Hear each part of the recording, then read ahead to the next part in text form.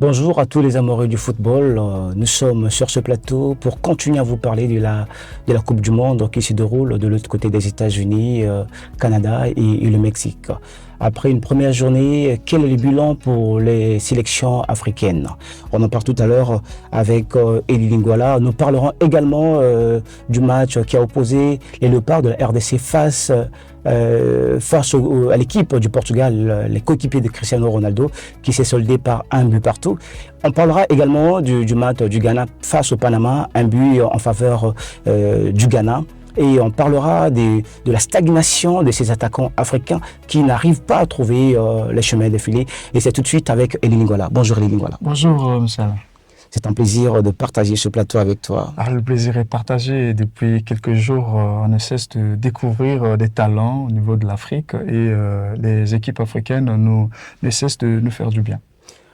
Entre gagner sans briller et défier l'un des favoris de cette championnat et de cette compétition, comment est-ce que tu as vécu le match entre la RDC et le Portugal, ainsi que le Ghana et le Panama?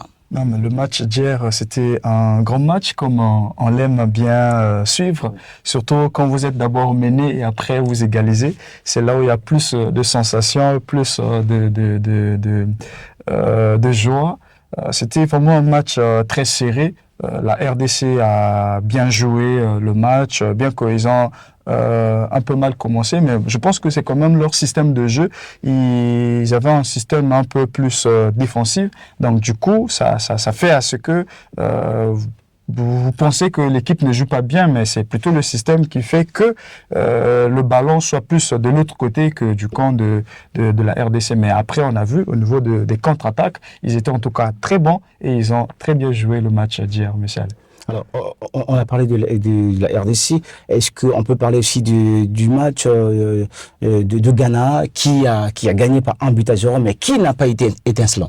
Ouais, comme vous l'avez dit, le Ghana n'a pas été étincelant au-delà de la victoire parce que le Panama a eu pas mal d'actions aussi, de pouvoir marquer, mais malheureusement, ils n'ont pas pu concrétiser les actions que les joueurs du Panama ont pu obtenir. Et les Ghanéens ont joué à l'expérience parce qu'ils sont quand même les habitués des mondiales et à chaque fois, ils font toujours une bonne compétition.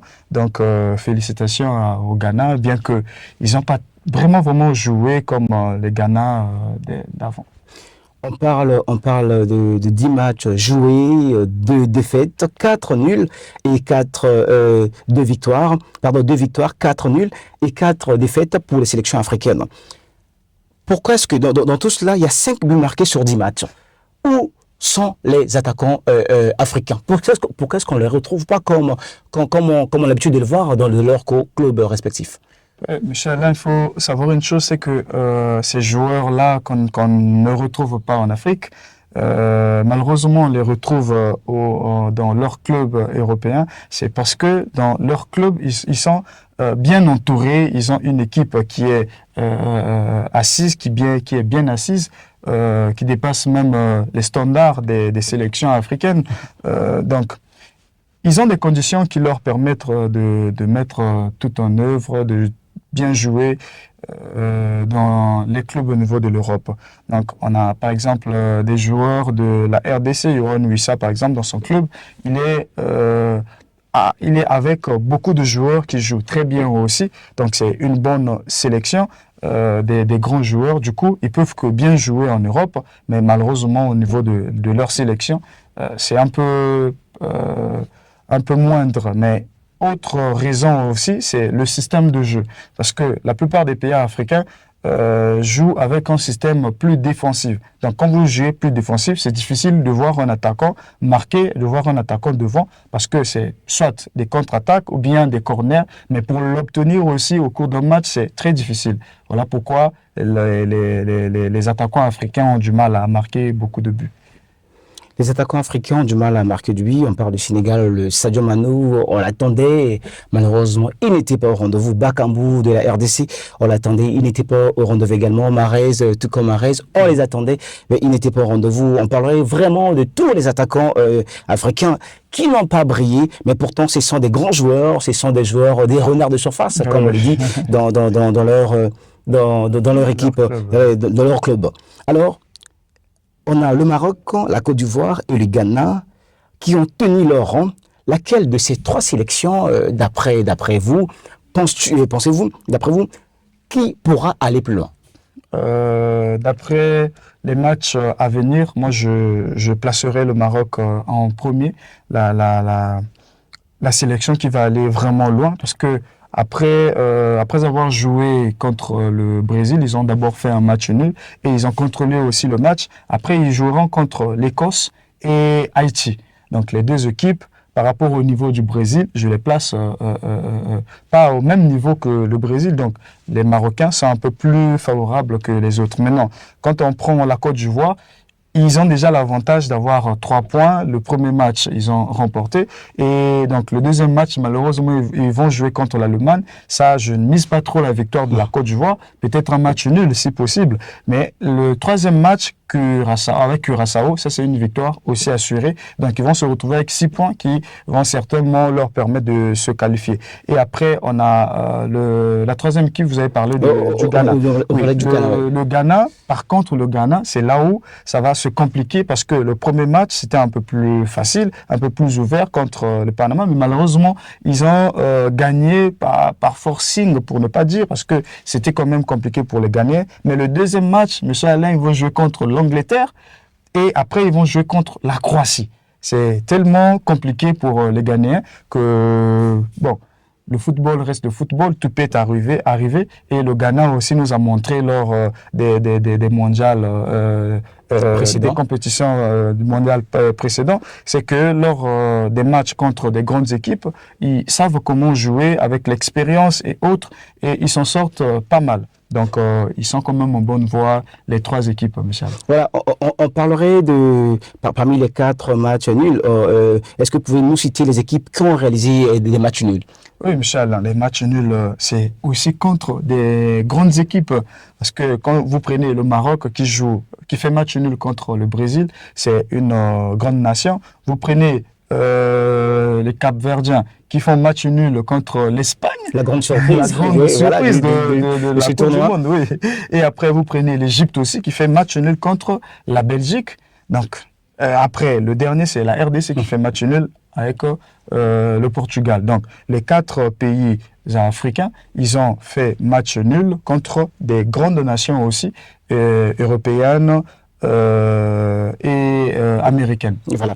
Et on parlera des 2 équipes qui ont gagné leur match. Est-ce qu'on peut les citer ici? Oui, les 2 victorieuses. On a l'équipe de la Côte d'Ivoire qui a vaincu. On a aussi le Ghana qui a pu avoir une victoire. Voilà. Et la Côte d'Ivoire et les Ghana. Et les 4 perdants alors? Les 4 perdants, on a la Tunisie qui malheureusement l'équipe avec un score très lourd, un score très lourd, 5 buts à 1, et ça sera très difficile pour les Tunisiens pour les prochaines échéances parce qu'ils vont jouer le Japon, ils vont jouer aussi le Pays-Bas. Ça va être très compliqué pour les Tunisiens. Et aussi on a l'Afrique du Sud qui a aussi perdu contre l'un des pays hôtes qui est les Mexicains. Et puis les Sud-Africains vont jouer contre la République tchèque et la Corée du Sud. Ça va aussi, bon, c'est un peu possible de pouvoir passer pour les Sud-Africains, mais c'est quand même, ça reste un peu compliqué. Et après, on a les Sénégalais qui ont perdu contre la France, mais après, ils vont jouer contre la Norvège et l'Irak. Tout est encore possible pour les Sénégalais parce que l'Irak, ils peuvent battre l'Irak et la Norvège aussi, soit un match nul ou les 3 points pour les Sénégalais. Et enfin, on a l'Algérie qui avait perdu contre les tenants du titre, donc les mondialistes passés, l'Argentine. Et donc, ils ont perdu contre l'Argentine. Et les 2 derniers matchs, ils vont jouer contre l'Autriche et la Jordanie. Donc, tout est encore possible pour l'Algérie. Voilà, on a parlé déjà des 3 équipes qui sont en bonne position, mais on doit aussi parler des équipes qui ont le dos au mur. On parle du Sénégal, de l'Algérie et de la Tunisie. Pensez-vous que ces 3 équipes pourront rebondir pour continuer la route? Bien sûr, c'est possible, surtout pour les deux. Je l'ai cité ici et j'ai aussi donné les matchs à venir pour les Sénégalais et l'Algérie. C'est possible, mais c'est plus compliqué pour les Tunisiens parce que la Tunisie va jouer, je l'ai dit, contre les Japonais et les Pays-Bas. Ce sont 2 grandes équipes qui savent très bien jouer. Maintenant, bon, on attend ce qui peut se passer, mais je ne mise pas trop pour la Tunisie. Voilà, on a eu à parier, avoir peur et pendant le match de la RDC et le Portugal. Non, mais la RDC je parlais soit d'un match nul ou bien voilà, la RDC, 52 ans passés, ils avaient perdu tous leurs matchs, mais cette fois-ci, ils entrent avec une très bonne prestation. Pour la RDC, c'est presque une victoire. Et faire un match nul face à l'un des géants de football mondial, c'est quand même, c'est un exploit. Voilà, c'est un exploit. Alors, quels sont les programmes des prochains matchs? Alors, ce soir, à 17h, on a République tchèque et l'Afrique du Sud. L'Afrique du Sud qui a d'ailleurs l'occasion de se racheter. Et on a la Suisse contre Bosnie-Herzégovine. À 20h, on a les Canadiens qui, malheureusement, lors du premier match, ils ont fait match nul. Et donc, lors du deuxième match, ils pourront soit avoir les 3 points et au total, qui va faire 4 points, la possibilité de se qualifier aussi à 23h donc le match et enfin à 2h demain on a Mexique contre Corée du Sud. La possibilité pour les 2 équipes d'avoir 6 points parce que leur premier match ils ont pu avoir des victoires, que ce soit pour les Mexicains ou pour les Coréens.